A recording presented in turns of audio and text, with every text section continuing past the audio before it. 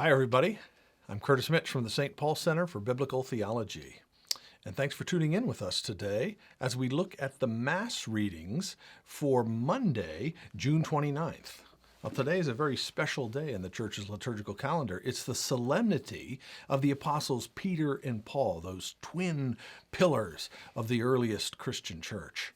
Now, the readings today have both readings from 2 Timothy, where we hear about Paul, and we have a reading from the Gospel of Matthew, chapter 16, verses 13 through 19, which is a very memorable and important passage related to Peter. Because we have limited time today, we're just going to focus on that gospel passage where Jesus makes Peter the foundation of the church. So in today's gospel, we have an exchange, a very important exchange between Jesus and Peter. And on the one hand, it's an exchange of words, but it's more than that, because there's also an exchange of titles. Peter declares Jesus to be the Messiah, and then Jesus turns around and declares Peter to be the rock upon which he will build his messianic community. And it's interesting to note that the context of this conversation takes place outside of the land of Israel.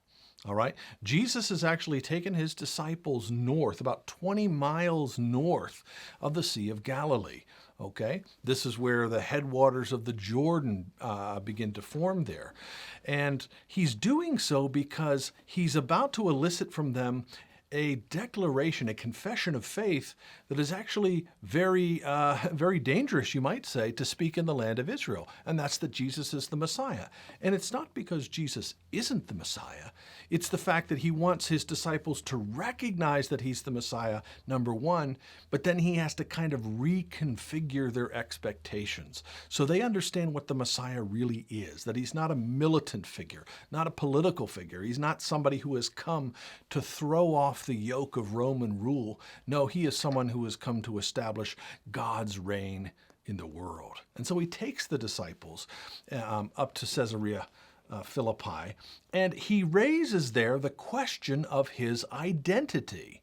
Who are people saying that I am? You know, what are the polls indicating?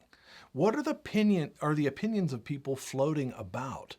Okay, and Peter is the one person, the reason why he is central in this episode is because he is the one person who sort of rises above all the noise of conflicting opinions. And Peter's the one who says, "You are the Christ, the Son of the living God." All right, and he puts the question to rest because most people think Jesus is some sort of prophet, okay? It could be John the Baptist, it could be Elijah, it could be Jeremiah or one of the other prophets. But even though that's true at one level, that Jesus is a prophet, he is much more than a prophet. And that's where Peter's declaration comes in. It shows us, it cuts through the tangle of all of these conflicting ideas and says, this is the truth of the matter. Peter speaks the truth. And so this episode with Jesus and Peter in Caesarea Philippi really showcases that great apostle Peter who we celebrate along with St. Paul today as both a recipient of divine revelation, okay? Peter's not necessarily the smartest one among the 12 or the most perceptive so that he can see who Jesus is and the others sort of don't. They're still in the dark. They don't quite understand. No. Peter receives this revelation from God, or you could put it the other way. God chose to speak the truth through the mouth of Peter. So Peter is a recipient of divine revelation, and Peter will then be made the foundation of Christ's church. So let's look at the passage real briefly. This is Matthew chapter 16, verses 13 through 19. Now, when Jesus came into the district of Caesarea Philippi, he asked his disciples, "Who do men say that the Son of Man is?" And they said, "Some say John the Baptist, others say Elijah, and others Jeremiah or one of the prophets." He said to them, "But who do you say that I am?" Simon Peter replied, "You are the Christ, the Son of the living God." And Jesus answered him, "Blessed are you, Simon Bar-Jonah, for flesh and blood has not revealed this to you, but my Father who is in heaven. And I tell you, you are Peter, and on this rock I will build my church, and the powers of death shall not prevail against it. I will give you the keys of the kingdom of heaven, and whatever you bind on earth shall be bound in heaven, and whatever you bind on or loose on earth shall be loosed in heaven. So what's going on here? There's a lot going on here, and so we just want to focus on actually three things that are said in this dialogue. The first is Peter's confession of faith, where he says, "You are the Christ, the Son of the living God." Now, what is Peter actually saying here? Peter is declaring Jesus to be the anointed one, the Messiah of Jewish expectation, okay? Prophets and priests and kings were all anointed, and it was expected that the anointed Messiah, the Redeemer figure that God would send to restore the fortunes of his people and to rescue them from their sins, would be a preeminently anointed one, or a Mashiach, or Messiah, okay? And that's who he's declaring Jesus to be. Now, most of the messianic hopes of the people of Israel are rooted in the Bible, rooted in the prophets, but there's one text where all the messianic hopes seem to be anchored most firmly, and that is in 2 Samuel chapter 7. We won't turn there, but it's a really important passage of Scripture if you want to take some time later on today to go back and look at that, especially 2 Samuel chapter 7, verses 12 to 16. That's where you have the foundations of the Davidic covenant. And the Davidic covenant is the all-important background for this particular section in the Gospel of Matthew. All right, that's what stands behind, and that's what gives meaning to this exchange between Jesus and Peter. Because Peter is basically saying that Jesus fulfills the Davidic covenant. He meets the requirements of the coming Messiah. How does he do that? Well, in 2 Samuel 7, we learn three things about this messianic figure.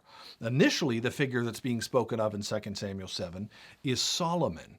But after the kingdom of David passes away in history, after it disappears from the stage of history in 586 BC, all of the hopes that were connected, that were rooted there in 2 Samuel 7, are now attached to the Messiah. We're waiting for the one that God would send. And who would he send? He would send, number one, a son of David. All right? The Messiah, in other words, would be a royal figure. He would be a royal descendant in the line of David, an heir to his ancient throne. Besides being a son of David, this figure would also be a son of God. It says, "I will be his father and he will be my son." That's what God tells David about this successor.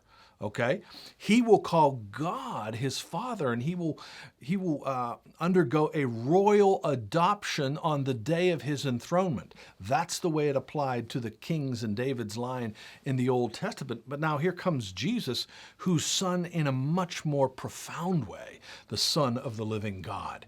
It's not royal adoption, it's divine generation. But he's the son of David in his humanity.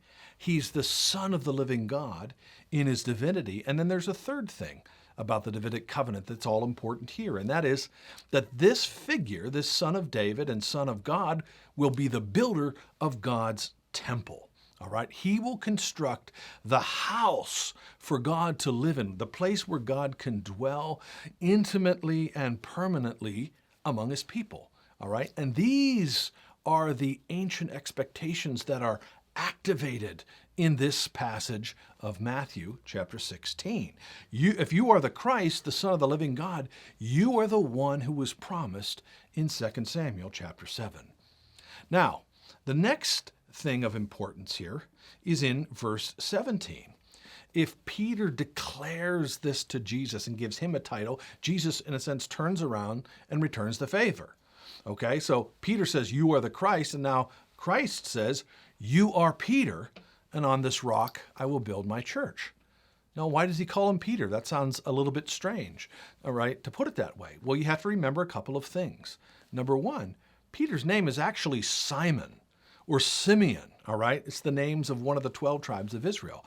That's his birth name, his given name, all right? And Peter and Jesus says in this passage, he's setting up a word play to tell us something about Peter's new role in salvation history going forward. Okay? And so he says, you are Petros, which is the Greek word for rock. You are rock, and on this rock I will build my church. Now that's important to point out because when we translate as the RSV does, you are Peter, we don't think much about that because Peter is a personal name. But prior to this point in history, Petros was never used as a personal name. It was simply a common noun. It simply meant rock. So this is what Jesus is saying to Peter. You are rock. That's your new name. Your new name is rock. And in fact, Jesus is not speaking Greek here, even though the Gospel of Matthew is written in Greek. It's actually translated from an original conversation that Jesus would have had with Peter in Aramaic. All right? Jesus would have said, you are Kepha, and upon this Kepha I will build my church. All right? You are that rock. In fact, there are like 8 other passages in the New Testament where Peter is referred to as Cephas. You may have noticed that and wondered about that. Cephas is simply the Greek transliteration of the Aramaic Kepha, which means rock. So Jesus is making Peter this new rock in salvation history. But what is the rock and what's its significance? Jesus is saying that Peter is the foundation stone of his new temple. All right? The foundation stone of this new edifice that he is building as a place for God to dwell. And of course, in Christian understanding, this new temple is a living temple built of believers. It's the messianic community understood sort of or depicted in architectural terms. So Peter's the foundation stone. Well, why is that significant? The foundation stone is the honored stone, right? It's the most important, and it's the first stone that is kind of laid and put in place, and sometimes it serves as the square for the masons as they're lining up the building properly. But there's much more than that, especially in Jewish tradition, related to this rock in the temple. All right? The foundation stone of the temple is an image of protection against deception and protection against destruction, okay? In fact, we have to look at this in context. And the RSV will try to clarify what this means here. Verse 18, you are Peter, you are Kepha, and on this Kepha, this rock, this foundation stone, I will build my church, and the powers of death shall not prevail against it. Now, the evangelist Matthew literally says, the gates of Hades shall not prevail against it. Now, what's the connection between this rock in this strange place called Hades? Well, in Jewish tradition, the foundation stone of the temple sat on top of a shaft that led down to the underworld, the netherworld of the dead. And the netherworld of the dead was called Sheol, it was called the pit, it was called Hades. It has several names that appear in the Bible. Some are Hebrew, some are Greek, that sort of thing. But it's the netherworld of the dead, and it's populated not only by the souls of the deceased in the Jewish conception of the underworld, it's also the place of the devil and his demons. Okay, so the gates of Hades is the gateway into the realm of death and evil. And if Peter is the foundation stone, he is set upon on top of the shaft that leads down to the gates of Hades and into that infernal realm of spirits, so that he can be God's form of protection for the church. Because if you look at the book of Revelation, we don't have time to turn to the passages, but in Revelation, all the death and destruction and deception that spreads throughout the world comes up the shaft from the abyss. It comes from Hades. So by placing Peter as the foundation stone, almost like a lid on top of the netherworld, he's assuring that the infernal powers of evil will be held at bay. He's ensuring that the church will not be deceived by the spirits of Hades, nor will it be destroyed by the spirits of Hades. Okay, it's a form of divine protection for the church. And this is why in Catholic tradition, though we don't oftentimes use these images that Jesus uses, a rock in a place called Hades, we do speak in conceptual and theological terms about the infallibility of the Pope and the indefectibility of the church. All right? We're simply going back and looking at the foundation of these theological ideas. Jesus doesn't use the language of infallibility, and he doesn't use the language of indefectibility. And yet, the language that he does use and the picture that he does paint leads us to precisely this understanding.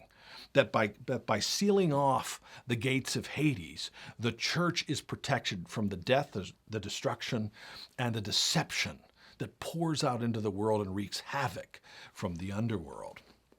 All right, so that's the second thing. Now, the third thing I'm going to look at is what Jesus says to Peter in verse 19. He says, I will give you the keys of the kingdom of heaven. And whatever you bind on earth shall be bound in heaven, and whatever you loose on earth shall be loosed in heaven. Now, again, we have another image that is connected with the Davidic covenant, right? Jesus as the anointed one or Messiah is the son of David, right? So he's connected to the Davidic covenant. He's the son of the living God, which is one of the titles that are given to the Davidic Messiah in Jewish tradition, going back to 2 Samuel. We know that this Messiah, this anointed figure, will be the builder of a temple. And now there's a fourth thing that we're looking at. The keys are also related with this central idea that Jesus is a fulfillment of the Davidic covenant, that he is the one who's come to rebuild the Davidic kingdom in history in the church. Now, the thing to note here, I guess, is that kingdoms are more than just kings, aren't they? Right? Kingdoms have whole cabinets of ministers. And the one senior government official in the Davidic kingdom who was less than the king, but who was greater than all others, was one who was called the royal steward, or we might say the prime minister or vizier. All right, he's the one who had full government control over the kingdom. Why? Because he possessed this set of keys. And I think to clarify this, we need to go back again to the Old Testament and see what the background is to this. Because when Jesus says these words, I will give you the keys of the kingdom, whatever you bind shall be bound and loose shall be loosed, is actually an echo of an Old Testament passage. If you have a chance, go back to Isaiah chapter 22. And we'll end up in verse 22, but we'll actually see this government office in Isaiah 22. We'll actually see how it works and what it means. Okay, if I back up to Isaiah 22, verse 15, we are told, thus says the Lord God of hosts. This is the prophet speaking. Come and go to this steward, to Shebna. This is the royal steward, and this is his official title. He's the Asher al-Habayit. He's the one who is over the house. He's the one who's over the royal house of David, in other words. And say to him that he has done wrong. And he goes on, the prophet goes on to tell this individual Shebna, who is the prime minister of the Davidic kingdom way back in the 8th century. He goes on to tell him that he is now unfit for office because he has been selfish. He has neglected the needs of the people, and he is now to be expelled from office. And we are told in verse 19, he says, this is the Lord speaking, I will thrust you from your office, and you will be cast down from your station. In that day I will call my servant Eliakim, and the son of Hilkiah, and I will clothe him with your robe. I will bind your girdle upon him. I will commit your authority to his hand, and he shall be a father to the inhabitants of Jerusalem and to the house of Judah. And I will place on his shoulder the key of the house of David. Right? You notice the connection. The key of the house of David. And he shall open, and none shall shut, and he shall shut, and none shall open. This is the passage that Jesus is referring to, alluding to, echoing back to when he gives the keys of the kingdom to Peter, because the keys of the kingdom are the keys of his new Davidic kingdom, because he has just been declared the Davidic Messiah. So what does that tell us? It tells us, on the one hand, that Peter is not just given a foundational role in the temporal sense, that is to say, he is the leader of the church at its founding.